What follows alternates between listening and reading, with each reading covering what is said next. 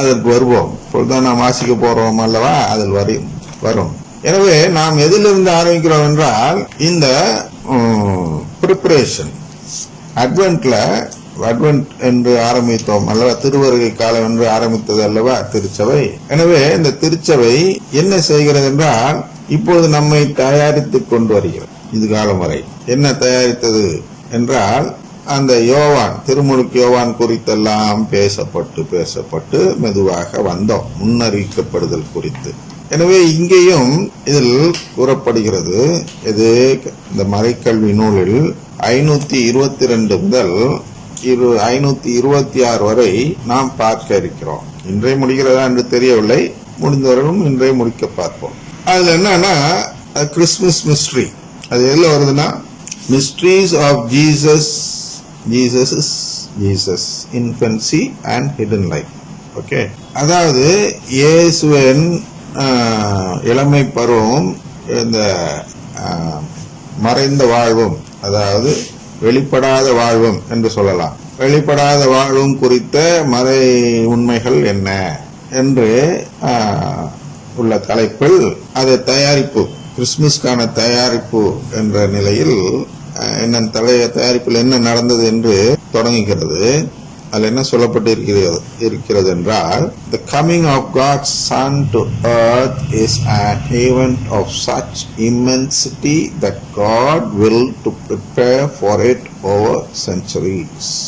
இது உங்களுக்கு தெரிஞ்சதா, ஒன்றும் விளக்க வேண்டியதில்லை. அதில் ஒரே ஒரு விஷயம் நம்ம என்ன சொல்றோம்னா, the world's first love என்று அன்னைக்கு ஒரு நூல் சொன்னேன் அல்லவா, அந்த நூல் ஃபர்ஸ்ட் லவ் என்ற அந்த நூல் என்ன சொல்லுகிறது என்றால், இதுதான் கடவுள் செய்தார். எப்பொழுது? படைப்பை தொடங்குவதற்கு முன்பே. இங்க என்ன சொல்றாங்கன்னா, செஞ்சுரிஸ் தான் ப்ரிப்பேர் பண்ணிட்டு இருந்தாரு. இயேசு பிறப்பதற்கு சில நூற்றாண்டுகளுக்கு முன்பாகவே கடவுள் அதற்கான செயல்களை திட்டமிட்டு செயல்படுத்தி கொண்டு வந்தார் என்று இங்கே சொல்லப்படுகிறது. ஆனால் அந்த நூலில் என்ன பார்த்தோம் என்று பார்த்தால், கடவுள் இந்த நிகழ்ச்சிக்காக உலகம் தோன்றுவதற்கு முன்பே, அதாவது பிக் பேங் என்று சொல்கிறோம் அல்லவா, அந்த பிக் பேங் நிகழும். பிக் பேங் என்றால் அந்த அறிவியல் பூர்வமாக ஆராய்ச்சி செய்தவர்கள் கண்டறிந்த ஒரு உண்மை என்னவென்றால், இந்த அண்டங்கள் எல்லாம் உருவாவதற்கு முன்பு, இந்த கிரகங்கள், அண்டங்கள் இதெல்லாம் உருவாவதற்கு முன்பு அனைத்தும் ஒரு பந்து போல் உருட்டி கொண்டு இருந்ததாம். அனைத்து சக்தியும் ஒன்று சேர்ந்து ஒரே சக்தியாக பந்து போல் உருட்டி கொண்டு இருந்ததாம். திடீரென்று ஒரு வெடிப்பு நிகழ்ந்தது. மோதல், பேங் என்றால் மோதல் தான் ஆக்சுவலாக. வெடிப்பையும் சொல்லலாம், ஏதோ ஒரு டபக்கென்ற ஒரு நிகழ்ச்சி என்பதை பேங் என்று சொல்வோம். ஆனால் அந்த பேங் என்ற ஒரு நிகழ்ச்சி நடந்ததும் அனைத்தும் சிதறியதும் எல்லாம் சின்ன சின்ன துண்டுகளா சிதறும் பொழுது ஒவ்வொன்றும் ஒவ்வொரு அண்டமாகவும் ஒவ்வொரு கிரகமாகவும் மாறியது என்று ஒரு ஆராய்ச்சியின் முடிவு இப்பொழுது நம்பப்படுகிறது. எனவே இந்த பிக் பேங் என்பதைதான் நாம் எப்படி புரிந்து கொள்ள வேண்டும் என்றால், அன்றுதான் கடவுள் முடிவெடுக்கிறார். சரி, நம்ம ஒரு திட்டம் போட்டோம். என்ன திட்டம் போட்டோம் என்றால், மனிதர்கள் என்று படைத்து அவர்களிடம் விருப்பத்தை கேட்டறிந்து அதன் பிறகு அவர்களை நம் குடும்பத்தில் சேர்க்கலாம். நேரடியாக டப்பென்று ஒரு குடும்பத்தை நாம் உருவாக்க வேண்டாம். ஏனென்றால் அவர்களுக்கு அதன் அருமை தெரியாது. நம் குடும்பமும் நல்ல விதத்தில் அமையாது. நம் குடும்பத்தை விரும்புகிறவர்களை மட்டும் நாம் நம் குடும்பத்தில் சேர்த்தோம் என்றால்தான் நம் குடும்பம் ஒரு சிறந்த குடும்பமாக இருக்கும். தமிழ்ல ஒரு பழமொழி போல ஒன்று சொல்வார்கள், சிறந்த குடும்பம் பல்கலைக்கழகம் என்பது போன்று ஒரு பழமொழி இருக்கிறது அல்லவா. அதுபோன்று ஒரு குடும்பம் கடவுளுக்கு வேண்டும். அந்த குடும்பத்தில் எந்த குறையும் இருக்கக்கூடாது. மாசு மறுவற்ற குடும்பமாக இருக்க வேண்டும் என்று முடிவு செய்தார். அவ்வாறு மாசு மறுவற்ற குடும்பமாக இருக்க வேண்டும் என்றால் அந்த குடும்பத்தில் இருக்கக்கூடிய அனைவருமே அவர் குடும்பத்தை விரும்பியவர்களாக இருக்க வேண்டும் என்று யோசித்தார். ஏனென்றால் அவர் குடும்பத்தை விரும்புகிறவர்கள் தான் அவர் வழி நடத்தி செல்ல அவருக்கு வசதியாக இருக்கும். குடும்பத்தை விரும்பாதவர்களை எந்த விதத்திலும் கட்டுப்படுத்த முடியாது. சமீபத்தில் ஒரு படம் பார்த்தேன், பேர் தெரியவில்லை. அதில் ஒரு எய்ட்ஸ் பேஷண்டை துன்புறுத்துகிறார்கள். அந்த எய்ட்ஸ் பேஷண்ட் துப்பாக்கி எடுத்து அந்த டிவி நிகழ்ச்சி தயாரிப்பின் பொழுது அனைவரையும் சுடுகிறார் அந்த கதாபாத்திரம். அப்பொழுது அந்த கதாபாத்திரத்தினுடைய வாதம் இதுதான், என்ன தெரியுமா?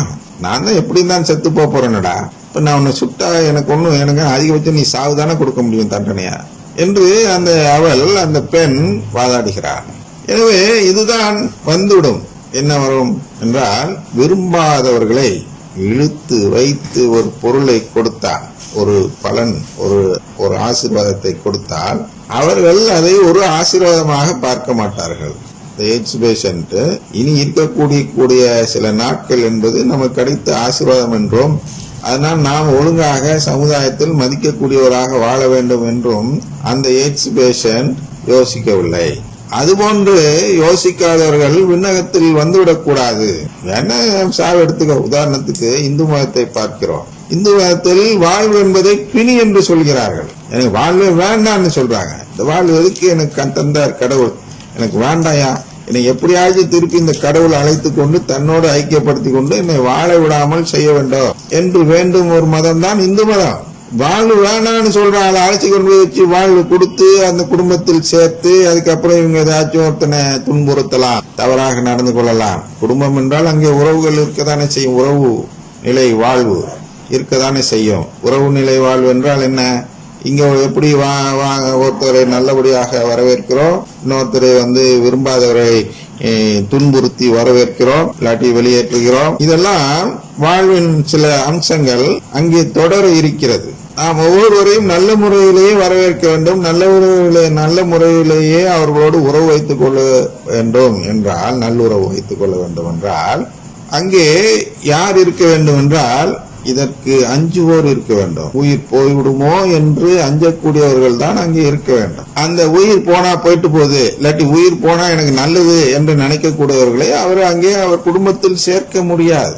எனவே இதெல்லாம் கடவுள் உட்கார்ந்து திட்டம் போடுகிறார் தொடக்கத்தில். இப்படி எல்லாம் பிரச்சனை வருமே. ஏன்னா அவர் முக்காலமும் அறிந்தவர் பாருங்க. நமக்கு இன்னைக்கு தெரியாது. என்ன தெரியாது? யூஎஃப்ஓ உதாரணத்திற்கு, அதாவது யூஎஃப்ஓன்னா அந்த பறக்கும் தட்டில் வருகிறார்கள் என்று நமக்கு தெரியாது. யார் அவர்கள் தெரியாது, கடவுளுக்கு தெரியும். நாளைக்கு எப்படி நம்ம யூஎஃப்ஓவா இன்னொரு கிரகத்துக்கு போயிருக்கிறோம் அதுவும் அவருக்கு தெரியும். எதுவுமே அவர் மிஞ்சிய வளர்ச்சி ஒன்றும் இங்க நடக்கவில்லை. எல்லாமே அவர் அன்றே உருவாக்கி விட்டார். அதை நாம் இன்று பயன்படுத்தி தெரிந்து கொண்டு வந்திருக்கிறோம். தெரிய அது ஒரு இன்வென்ஷன், டிஸ்கவரி என்றெல்லாம் சொல்கிறோம். ஏற்கனவே இருக்கிறதை கண்டுபிடிப்பதுதான் நாம் செய்கிறோம். நாம் ஒன்றும் புதிதாக ஒரு சயின்ஸை உருவாக்கவில்லை. கீழே விழக்கூடிய ஆப்பிளை மேலே போக வைக்கக்கூடிய நிலைமை என்று மனிதனுக்கு வருகிறது. அன்று வேண்டுமானால் நாம் உருவாக்கிவிட்டோம் என்று சொல்லலாம். அதுவும் இருக்கக்கூடிய விதிகளை பயன்படுத்தாமல் மனிதனாக ஒரு விதியை பயன்படுத்தி அதை செய்தார். அதனால் முக்காலம் அறிந்த கடவுளுக்கு இந்த பிரச்சனை எல்லாம் வரும் என்று தெரிவதால் அவர் என்ன செய்கிறார்? ஆரம்பத்தில் உட்கார்ந்து அமர்ந்து ஒரு தயாரிப்பு நிலையில் நுழைகிறார். அப்ப உலகத்தை படைப்பதற்கு முன்பு என்ன செய்கிறார்?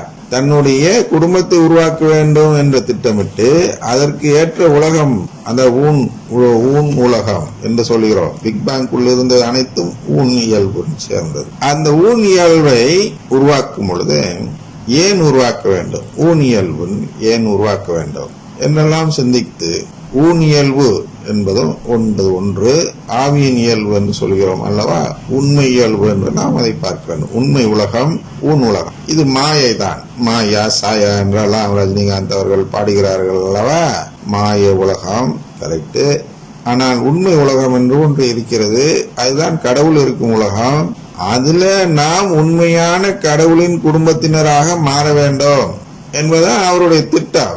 அதனால் ஒரு மாய உலகத்தை உருவாக்கி அதைதான் நாம் ஊன் உலகம் என்று சொல்கிறோம். அந்த ஊன் இயல்பில் மனிதனை முதலில் படித்து, ஊன் இயல்பு என்றால் அழியக்கூடிய நிலையில் மனிதனை படித்து, அந்த அழியக்கூடிய நிலை என்பதுதான் தற்காலிக பிள்ளைகள் ஆகி வாழும் நிலை என்று நம்முடைய அந்த நற்செய்தி சாராம்சத்தில் சொல்கிறோம். நாம் எல்லாம் இப்பொழுது கடவுளுடைய தற்காலிக பிள்ளைகளாக வாழும் பொழுது யாரெல்லாம் நிரந்த மாற வேண்டும் என்று விரும்புகிறார்களோ அவர்கள் எல்லாம் நற்கருணை ஆண்டவரை நம்பி அவரோடு உடன்படிக்கை செய்து கொண்டால் அவர்கள் எல்லாம் அதற்கு கோரிக்கை வைத்தவர்களாக கருதப்படுவார்கள் என்று சொல்கிறோம் அல்லவா.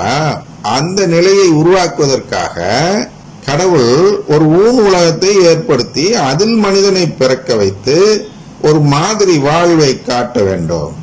இந்த மாதிரி வாழ்வை நாம் இங்கே அனுபவித்து பார்த்த பின் என்ன செய்கிறோம்? முடிவெடுக்க வேண்டும். எனக்கு இது தொடர்ந்து வேண்டும் என்றால் உடனே நான் என்ன செய்ய வேண்டும்? நற்கருணை ஆண்டவரை நம்பி அவரோடு உடன்படிக்கை செய்யணும். ஆமா, எனக்கு இது பிடிச்சிருக்கு, இது என்னால தொடர்ந்து வாழ வேண்டும் நான் ஆசைப்படுகிறேன், அதனால் உங்களுடைய குடும்பத்தில் சேர விரும்புகிறேன் என்றதை நான் இங்கிருந்து தெரியப்படுத்த வேண்டும். தெரியப்படுத்தியதும் அங்கே பதிவு பண்ணிக் கொள்கிறார். என்ன பதிவு செய்து கொள்கிறார்? இவர் உண்மை வாழ்வை வாழக்கூடிய விண்ணப்பம் வைத்தவர், இவரோடு நாம் உடன்படிக்கை செய்திருக்கிறோம், அதனால் இவரை நாம் தத்தெடுக்க வேண்டும். பீலியல் அடாப்ஷன் பார்த்தோம். ஆங்கிலத்தில் பார்த்து வரும்பொழுது CCCல பீலியல் அடாப்ஷன் தான் கடவுளுடைய இரக்கம், கிரேஸ் எல்லாம் என்று பார்த்தோம். ஆனால் அந்த பீலியல் அடாப்ஷன் என்று சொல்லக்கூடிய அந்த தத்தெடுக்கும் அந்த நிலைக்கு இவரை நாம் தேர்ந்தெடுத்திருக்கிறோம் என்று கடவுள் குறித்து கொள்வார். அந்த நூலுக்கு பேர் தான் வாழ்வு தரும் நூல். எனவே இதை அந்த வாழ்வு தரும் நூலில் எல்லாம் குறிப்பதெல்லாம் பிரச்சனை இல்ல. இதற்கு முன்பாக ஒரு பிரச்சனை வருகிறது. அது என்ன பிரச்சனை என்று பார்த்தால், கடவுளுக்கும் மனிதனுக்கும், கடவுள் ஒரு இனம், மனிதன் வேறு இனம். ஆனால் கடவுளுக்கும் மனிதனுக்கும் இடையே ஒரு பாலம் வேண்டும். அது என்ன அந்த பாலம் என்றால், ஒரு நபர் கடவுளாகவும் இருக்க வேண்டும், மனிதனாகவும் இருக்க வேண்டும். எனவே அந்த நபர் மூலமாக தான் அனைவரும் அந்த உறவை பெற முடியும், கடவுளுடைய பிள்ளையாகும் உறவை பெற முடியும் என்பதை கடவுள் சிந்திக்கிறார். ஆமா, இது ஒரு பிரச்சனை இருக்கு. அப்ப அதுக்கு என்ன வேணும்? அதுக்கு கடவுள் 3 நிலையில் இருக்க வேண்டும். அதை யோசிக்கிறார். 3 நிலையில் இருக்க வேண்டும் என்ற அந்த தேவை உண்மைதான் என்று கடவுள் தான் ஒரு செகண்ட்ல எல்லாம் புரிஞ்சிடும்ல. அதனால ஒரு செகண்ட், நான் சொல்லலாம் ஒரே ஒரு நடி, ஃபிராக்ஷன் ஆஃப் செகண்ட் என்று ஆங்கிலத்தில் சொல்வார்கள். ஒரு நொடியில், ஒரு சிறிய பகுதியில் நேரத்தில் அவர் இவ்வளவும் சிந்தித்து விடக்கூடியவர் தான் கடவுள். நாம் நம்முடைய அறிவுக்கு ஏற்றால் போல் வரிசைப்படுத்தி சொல்லும் பொழுது அது ஒரு கதை போன்று இவ்வளவு நேரம் பிடிக்கிறது. எனவே ஒரு நொடி பொழுதில் என்ன ஆனார்? 3 கடவுளாக ஜனித்து விட்டார். எனவே அந்த பிரச்சனை முடிஞ்சிச்சு. இப்ப என்ன? அவர்கள் 3 கடவுள் அப்படின்னு என்ன? இந்த இதுல உள்ள ஒரு கடவுளோடு நாம் உறவு பெற்றாலே நாம் கடவுளின் குடும்பத்தில் உறவு பெற்றவர்களாக மாறிவிடுகிறோம் என்ற நிலை அடைய அவர் 3 கடவுளாக மாறினார். முதலில் அந்த 3 கடவுளுக்கு மேல், இந்த 3 நபர்களுக்கு மேல் கடவுளுக்கு 4வது நபர் ஒன்று தேவைப்பட்டது. அதுதான் யார் என்றால், இந்த மனிதனாக பிறக்க இருக்கிற கடவுளுக்கு ஒரு தாய். அந்த தாய் எப்படி தேவைப்பட்டது என்றால், மாசு மறுவற்ற பாவக்கரை இல்லாத ஒரு தாய் தேவைப்பட்டது. இது என்னடா சிக்கலா இருக்குன்னு கடவுள் யோசித்தார். சொல்லி இருக்கிறார் அல்லவா, the coming of God's Sun